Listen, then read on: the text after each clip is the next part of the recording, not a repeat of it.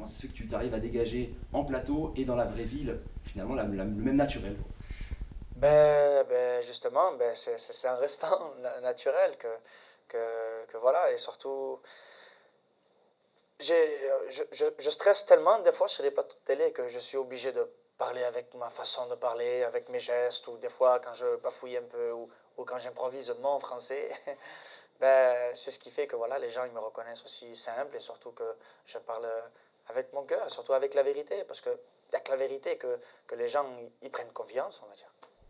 Et depuis, en fait, si on parle des Gypsy Kings, par exemple, je suppose que c'est des références qui te dérangent pas d'être comparé à ça, forcément, puisqu'il y a eu les Gypsy Kings qui ont amené cette culture-là. Quelle est la singularité que tu amènes? Quelle est la différence que tu amènes dans ce nouveau style de culture emprunté de la culture gitane, justement? Mais quel est ce nouveau style? C'est un nouveau style c'est réfléchi aussi, c'est un style que, pour faire écouter aux jeunes, parce que c'est vrai que dans le monde entier, tout le monde aime les Gypsy Kings, tout le monde adore, moi le premier aussi. Et, et pour les plus jeunes, après, voilà, si par exemple on va vers les jeunes et qu'on dit tu connais Gypsy King, on va dire ouais, je connais, voilà, mais voilà, c'est sans plus. Maintenant, les jeunes, ce qu'ils veulent aujourd'hui, c'est de l'urbain, c'est de la pop.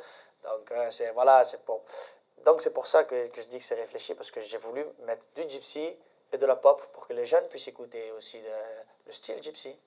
Et en fait, voilà, ça a marché, j'ai bien trouvé.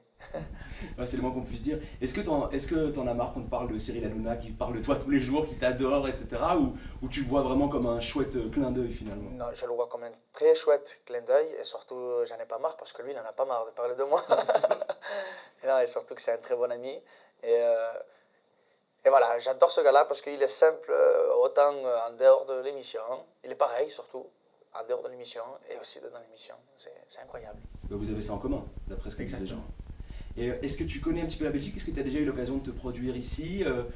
Explique-nous un peu si tu as des rapports avec ce pays, que tu connais un petit peu. Raconte-nous ce que tu peux nous dire là-dessus. La Belgique, j'ai connu la Belgique grâce à la musique, quoi. Ouais, il a fallu que je devienne artiste pour connaître la Belgique, surtout, et de chanter à Charleroi avec un public incroyable.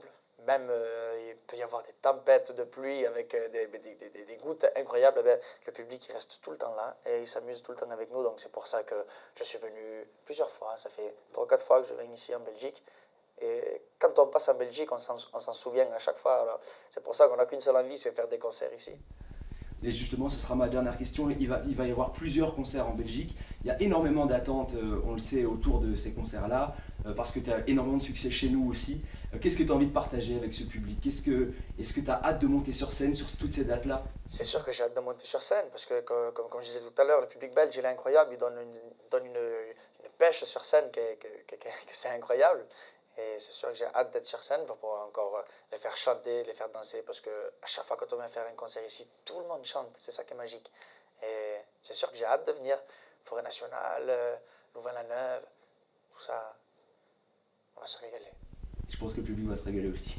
J'espère. Merci Kenji. Merci à vous.